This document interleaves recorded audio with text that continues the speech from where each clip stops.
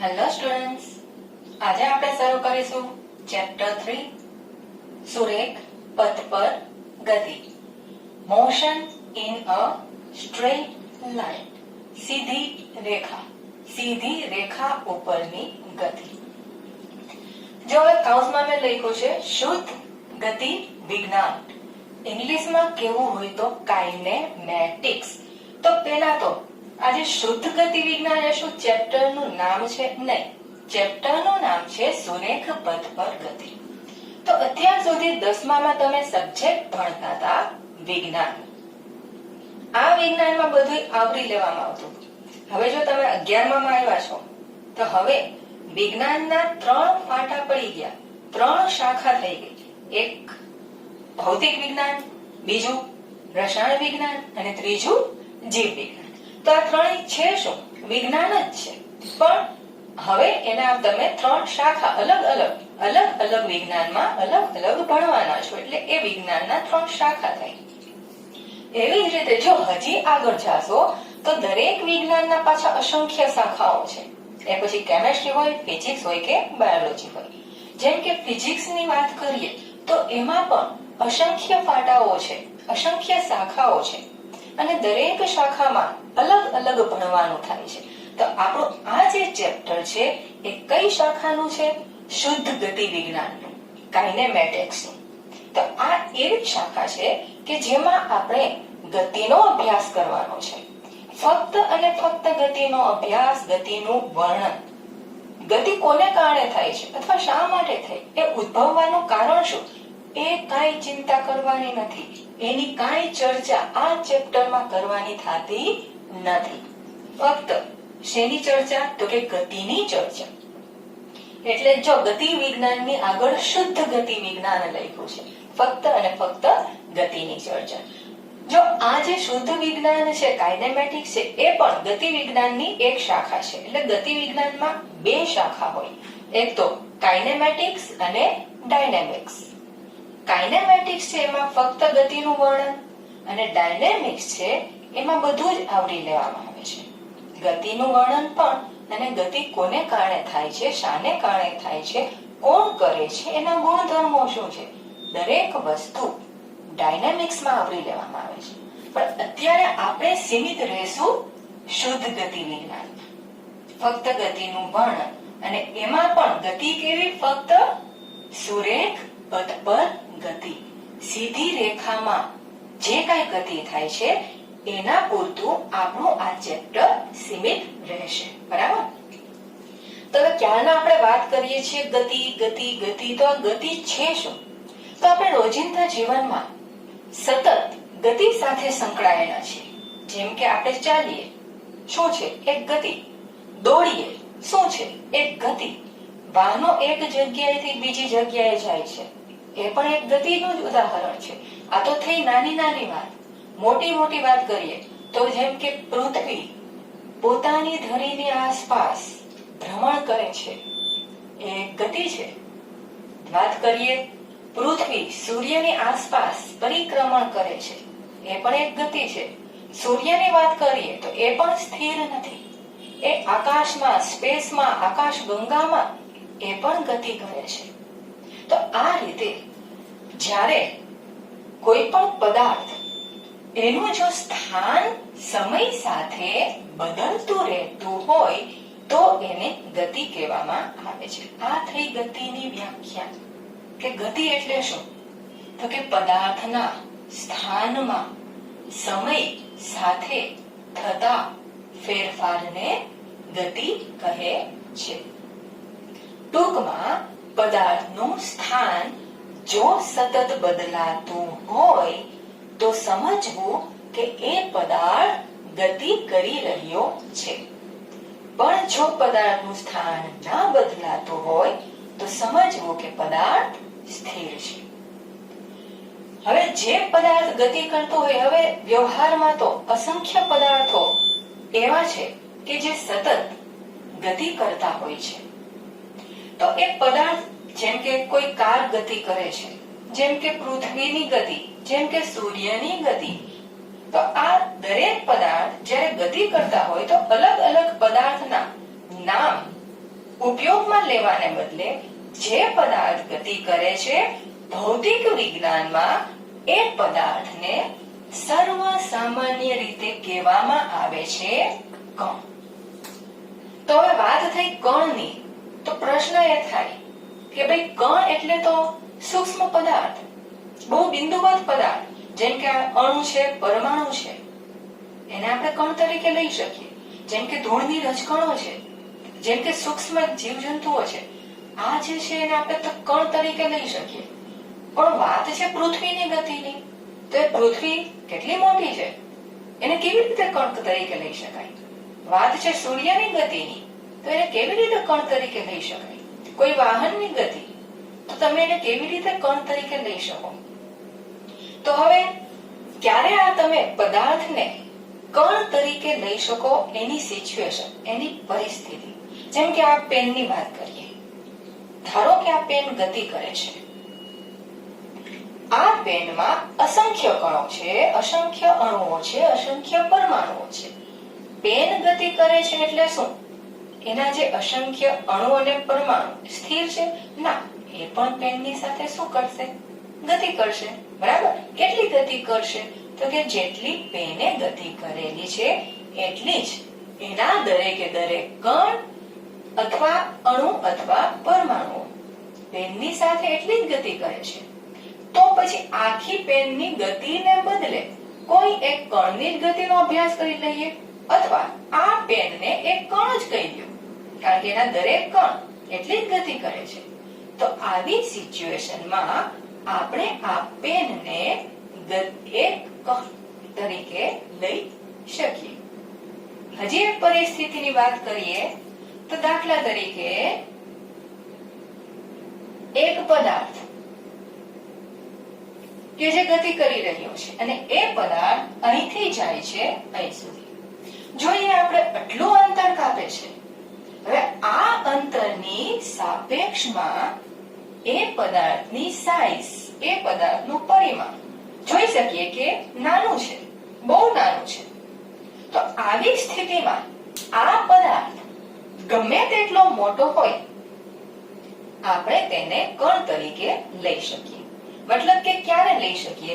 તો કે એણે કાપેલું અંતર અથવા અંતરની સરખામણીમાં પદાર્થની સાઈઝ એટલે કે પદાર્થનું પરિમાણ જો બહુ નાનું હોય, નાનું એટલે કેટલું? તો કે અવગણી શકાય એટલું નાનું હોય, તો એ પદાર્થને તમે કણ તરીકે લઈ શકો. જેમ કે કોઈ વાહન એક શહેરથી બીજા શહેર સુધી ગતિ કરતો હોય, તો આ બે શહેર વચ્ચેનું જે અંતર છે એની સરખામણીમાં બસ કેવડી? તો કે બહુ નાની. સમજી શકાય? તો આ જે બસને છે તમે કણ તરીકે લઈ શકો. વાત કરીએ પૃથ્વીની, સૂર્યની, તો જો સ્પેસમાં, અવકાશમાં, તમે અવકાશનો સ્પેસનો ફોટો ક્યાંક ને ક્યાંક જોયો હશે, મૂવીમાં જોયું હશે, જ્યાં અસંખ્ય ગ્રહો દેખાડે છે, અસંખ્ય તારાઓ જોવા મળે છે. તો એની સરખામણીમાં આપણી પૃથ્વી કેવડી? બહુ નાની. હવે લઈ શકાય ને કણ? સૂર્ય અને પૃથ્વીની વાત કરીએ, જ્યારે પૃથ્વીની સૂર્ય ફરતીની ગતિની વાત કરીએ, તો બંને વચ્ચેનું જે અંતર છે એ ખૂબ જ વધારે છે. એટલું વધારે કે જે સૂર્ય અને પૃથ્વી એના હિસાબે બહુ સૂક્ષ્મ લાગે. તો આવા સમયમાં તમે સૂર્યને પણ કણ કહી શકો અને પૃથ્વીને પણ કણ કહી શકો. બરાબર? એટલે આ કિસ્સામાં આવી રીતે પદાર્થ ગમે એટલો મોટો હોય, તમે સિચ્યુએશન આધારિત કણ તરીકે લઈ શકાય. તો હવે વાત થઈ કે આપણે ભૌતિક વિજ્ઞાનમાં જ્યારે ગતિનો અભ્યાસ કરીએ છીએ, તો જે પદાર્થની ગતિનો અભ્યાસ કરીએ છીએ એને પદાર્થ ન કહેતા, અથવા એને એનું નામ, જે કઈ પદાર્થનું જે કઈ નામ હોય એ નામ ન આપતા, સર્વ સામાન્ય રીતે ગતિ કરતા દરેક પદાર્થને આપણે શું કહીશું? કણ કહીશું. એ પછી ગમે તેટલો મોટો હોય, આપણા માટે એ કણ છે. બરાબર? તો હવે વાત ફરી આવીએ ગતિ ઉપર. તો ગતિ એટલે શું? તો કે જો કોઈ પદાર્થ, હવે આપણા માટે કણ, એના સ્થાનમાં સમય સાથે જો ફેરફાર થાય તો પદાર્થ ગતિમાં છે એવું કહી શકાય. હવે વાત છે કે ભાઈ આપણે આ પેનની જ ગતિની વાત કરીએ. જો આ પેનનું સ્થાન બદલાશે તો એ ગતિ કરે છે એવું કહેવાશે. તો હવે સ્થાન એનું નક્કી કરવું પડે. તો ક્યાંથી નક્કી કરવું? હવે આ પેનની ગતિનો અભ્યાસ ધારી લઈએ કે બે વ્યક્તિ કરે છે. મારી સાપેક્ષે એનું સ્થાન છે લગભગ કંઈક 1/2 મીટર. બીજો કોઈ વ્યક્તિ છે એની સાપેક્ષે એનું સ્થાન છે 5 મીટર. તો જો વસ્તુ એક પણ સ્થાન એના બે અલગ અલગ થયા. તો આવી રીતે સર્વસામાન્ય રીતે કોઈ કાંઈક એક પદ્ધતિ નક્કી કરવી પડે કે જેના અનુસાર આપણે દરેક પદાર્થનું સ્થાન નક્કી કરી શકીએ, સર્વસામાન્ય રીતે નક્કી કરી શકીએ. અને આ પદ્ધતિ એટલે નિર્દેશ ફ્રેમ. આ નિર્દેશ ફ્રેમ નક્કી કરવી પડે કે જ્યાંથી કોઈ પણ પદાર્થનું સ્થાન નક્કી કરી શકાય.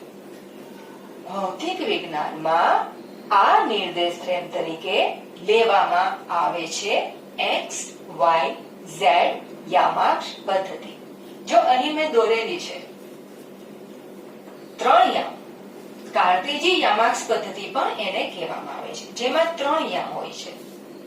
x યામ, y યામ અને z યામ.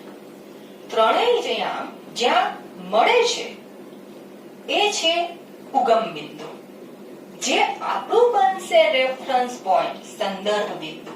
એટલે હવે કોઈ પણ પદાર્થ કે જે ગતિ કરે છે અથવા કોઈ પણ પદાર્થનું સ્થાન નક્કી કરવું છે તો મન પડે ત્યાંથી કરવાનું થતું નથી. એનું સ્થાન નક્કી કરવાનું છે આ યામાક્ષ પદ્ધતિને આધારે કે જે આપણી નિર્દેશ ફ્રેમ બનશે. અને એનું જે ઉગમ બિંદુ છે એ છે આપણું સંદર્ભ બિંદુ. ત્યાંથી તેનું સ્થાન નક્કી કરવાનું થાય છે. ઉદાહરણ તરીકે એક નમૂના સ્વરૂપે એક યામાક્ષ પદ્ધતિ મેં બનાવેલી છે. જો આ રીતે આકૃતિમાં જો વ્યવસ્થિત ન સમજાય તો આ પ્રકારે યામાક્ષ પદ્ધતિ હોય છે કે જેની 3 અક્ષ, આને સમજી લઈએ x અક્ષ, આ થઈ આપણી y અક્ષ અને આ થઈ આપણી z અક્ષ. આપણા રૂમનો કોઈ પણ ખૂણો અને એની જે 3 ધાર છે એ યામાક્ષ પદ્ધતિ તરીકે લઈ શકો. જોઈ શકીએ એ આ ત્રણેય અક્ષ છે એ પરસ્પર એકબીજીને લંબ જ હોય છે. બરાબર? x, y અને z, x, y અને z. બરાબર? તો અહીંયા આ ત્રણેય જે અક્ષો છે એ પરસ્પર એકબીજીને લંબ સ્વરૂપે હોય છે. અને આ જ્યાં મળે છે એ થયું ઉગમ બિંદુ. અને આ ઉગમ બિંદુની સાપેક્ષે કોઈ પણ પદાર્થનું સ્થાન નક્કી કરવામાં આવે છે. તો આના આધારે પદાર્થનું સ્થાન એટલે શું?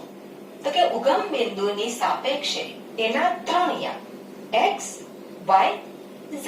મતલબ કે x અક્ષ પર કેટલું અંતર છે, કેટલો દૂર છે ઉગમ બિંદુથી, y અક્ષ પર ઉગમ બિંદુથી કેટલો દૂર છે અને z અક્ષ પર ઉગમ બિંદુથી કેટલો દૂર છે.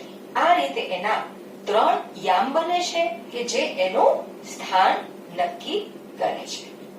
અને આના આધારે ગતિ પણ યામના આધારે 3 પ્રકારની ગતિ બની શકે છે. જોઈએ એક પારિમાણિક,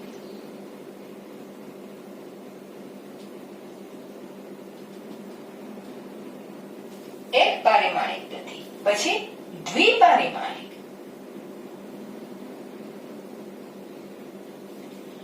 અને ત્રિપારિમાણિક. આવી રીતે 3 યામના આધારે 3 પ્રકારની ગતિ આપણે ઉલ્લેખી શકીએ. એક પારિમાણિક, દ્વિપારિમાણિક અને ત્રિપારિમાણિક. તો એક પારિમાણિક ગતિ કોને કહેવી? તો કે જ્યારે કોઈ પદાર્થ કે જે ગતિ કરે છે એના ફક્ત એક જ યામમાં ફેરફાર થતો હોય તો એને એક પારિમાણિક ગતિ કહેવામાં આવે છે. એક જ યામ એટલે એ પછી x અક્ષ હોય તો ભી વાંધો નહીં, y અક્ષ તો પણ વાંધો નહીં અને z અક્ષ, ત્રણેયમાંથી ગમે તે અક્ષ અથવા ગમે તે યામ ફક્ત એક જ ફક્ત એક જ ગમે તે યામમાં ફેરફાર થતો હોય તો આવી ગતિને એક પારિમાણિક ગતિ કહેવામાં આવે છે. એક ઉદાહરણ આપું કે દાખલા તરીકે આપણો જે રૂમ છે, વાત કરી કે એનો ખૂણો એ આપણા માટે કાર્ટેજી યામાક્સ પદ્ધતિ નિર્દેશ ફ્રેમ XYZ યામાક્સ પદ્ધતિ બની શકે. હવે ધારી લઈએ કોઈ એક મકોડાની વાત કરીએ, કોઈ એક મકોડો એ ધારે ધારે ગતિ કરે છે, એ પછી ગમે ત્યાં આ ધારે પણ કરી શકે અથવા આ ધારે પણ કરી શકે અથવા એ તો ઉપર પણ ચડી શકે. પણ શરત શું કે એ ધારે ધારે જ જો ગતિ કરતો હોય તો આ જે ગતિ છે એ એક પારિમાણિક ગતિ થઈ અને એ જ આપણી ચેપ્ટર છે સુરેખ પથ પર સીધી રેખા પર ગતિ, કે જેમાં ફક્ત એક જ અક્ષ અથવા એક જ યામમાં ફેરફાર થતો હોય. એ પછી તમે ગમે તે ધાર લઈ શકો, એટલે કે ગમે તે અક્ષ લઈ શકો, પણ શરત શું કે એ અક્ષ પર જ ગતિ થવી જોઈએ. તો આ થઈ એક પારિમાણિક ગતિ. વાત છે દ્વિપારિમાણિક ગતિ. તો આવી ગતિમાં પદાર્થના બે યામોમાં ફેરફાર થાય છે, ફક્ત બે યામમાં ફેરફાર થાય છે.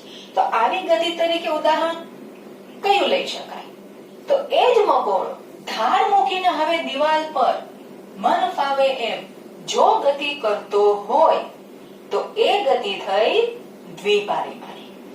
તો અહીંયા આગળ આ રીતે આ બે અક્ષ તમે લ્યો અને આ એક દિવાલ બનશે, તો આમાં જો એ મન ફાવે એમ ગતિ કરતો હોય, અસ્તવ્યસ્ત ગતિ કરે દિવાલ પર જ, તો એ થઈ દ્વિપારિમાણિક ગતિ. અને એમાં એની બે અક્ષ અથવા બે યામ ચેન્જ થશે, બદલશે. એ પછી ગમે તે દિવાલ હોય, ઉપરની છત હોય તો પણ ચાલે, સાઈડની દિવાલ હોય તો પણ ચાલે, નીચેની દિવાલ, નીચેની જમીન હોય તો પણ ચાલે, આ બાજુની દિવાલ હોય તો પણ ચાલે.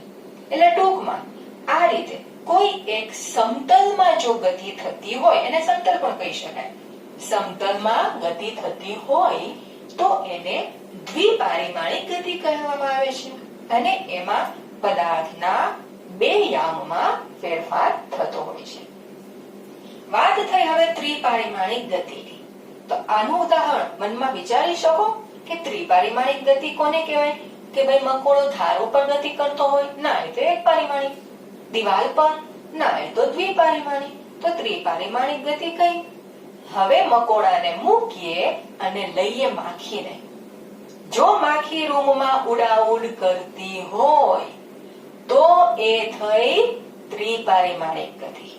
અહીંયા આગળ જો માખી આ રીતે ગતિ કરતી હોય તો એ એકી સાથે ત્રણેય યામના સંપર્કમાં આવશે.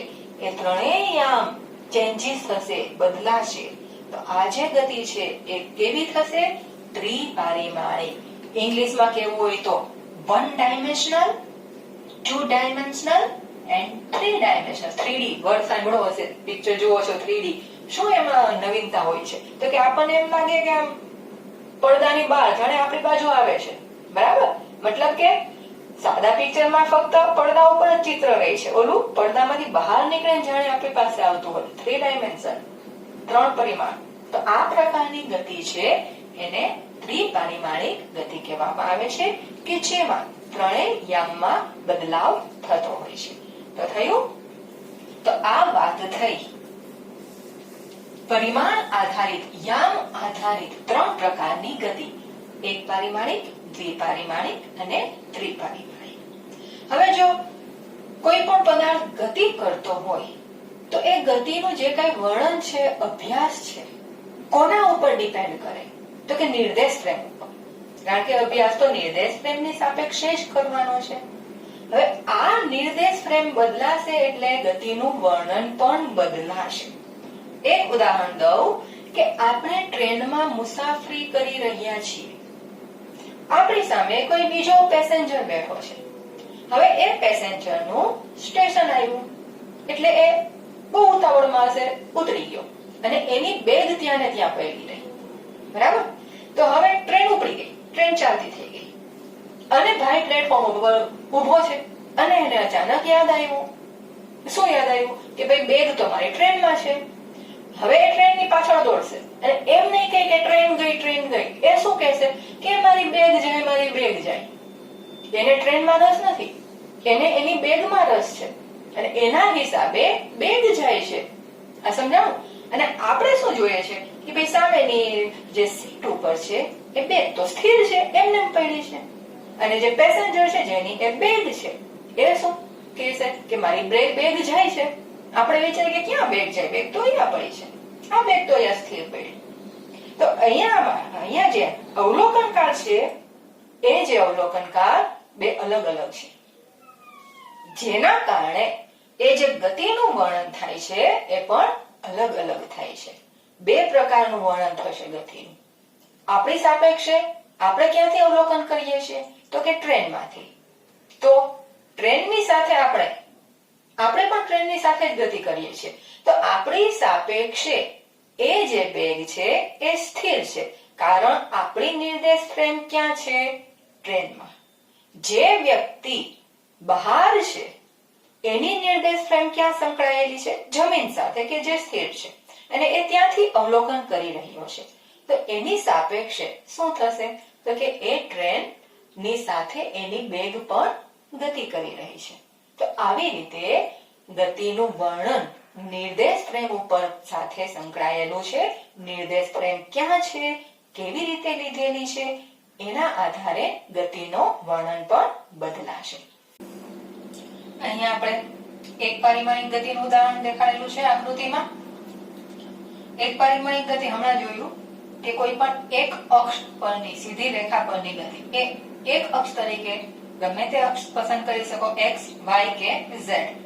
નમૂના ખાતર આપણે સુરેખ પથ પર ગતિ, એક પરિમાણિક ગતિ x અક્ષ પર લીધેલી છે. એટલે અહીંયા આગળ ફક્ત x અક્ષ દેખાડેલી છે. O એ આપણું ઉગમ બિંદુ, સંદર્ભ બિંદુ. આ બિંદુની સાપેક્ષે આપણે કોઈ પણ બિંદુના સ્થાન નક્કી કરી શકીએ. અહીંયા આગળ O થી જમણી બાજુનો જે કઈ ભાગ છે, જમણી બાજુનું જે કઈ છે એ પોઝિટિવ છે અને ડાબી બાજુનું નેગેટિવ. અંતરનો એકમ અહીંયા મીટર લીધેલો છે. જરૂરિયાત અનુસાર મીટર, સેન્ટીમીટર, કિલોમીટર જેવી જરૂરિયાત, જેવું અંતર એ પ્રકારે ગમે તે લઈ શકો. અહીંયા આગળ ગાળો જે 40-40 નો લીધેલો છે. કોઈ પણ પ્રકારે 10-20 ગમે તે ગાળો લઈ શકાય જરૂરિયાત અનુસાર, પણ એકવાર ગાળો જે લીધો એ છેલ્લે સુધી મેન્ટેન કરવાનો. જમણી બાજુ પોઝિટિવ, ડાબી બાજુ નેગેટિવ. તો અહીંયા જે પોઝિટિવ અને નેગેટિવ છે એ ફક્ત ને ફક્ત દિશા દર્શાવે છે. ડાબી બાજુ નેગેટિવ છે એનો મતલબ એવો નથી લેવાનો કે અંતર 0 થી ઓછું છે. આ નેગેટિવ છે એનો મતલબ કે એ ઉગમ બિંદુની ડાબી તરફની દિશામાં છે, ઋણ x અક્ષ તરફ છે. અને અહીં અંતર આ જે પોઝિટિવ છે એ ધન x અક્ષ તરફ એટલે કે જમણી બાજુનું અંતર છે એવું અહીંયા દર્શાવાય છે. હવે અહીંયા નમૂના ખાતર 3 બિંદુ લીધા છે, P, Q અને R. એના સ્થાન આપણે અહીંથી કહી શકીએ, જોઈ શકીએ કે P નું સ્થાન શું? તો એ ઉગમ બિંદુથી કઈ તરફ છે, જમણી કે ડાબી? તો કે જમણી તરફ, એટલે કે પોઝિટિવ ધન x અક્ષ પર. તો જોઈ શકીએ કે ક્યાં આગળ છે 360. તો શું લખવાનું કે P નું સ્થાન ક્યાં? તો કે પ્લસ 360 મીટર. ફરીથી અહીંયા જે પ્લસ છે એ ફક્ત અને ફક્ત દિશા દર્શાવે છે. એ દર્શાવે છે કે જે P છે એ ઉગમ બિંદુની જમણી બાજુ છે. એવી જ રીતે Q નું સ્થાન,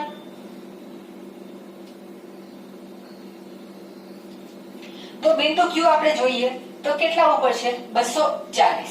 તો એનું સ્થાન આવશે પ્લસ 240 મીટર, કે જે દર્શાવે છે કે ઉગમ બિંદુથી જમણી બાજુ 240 મીટર અંતરે બિંદુ Q આવેલું છે, અથવા એ એનું સ્થાન છે. એવી રીતે બિંદુ R નું સ્થાન એ આપણે લખી શકીએ -120 મીટર.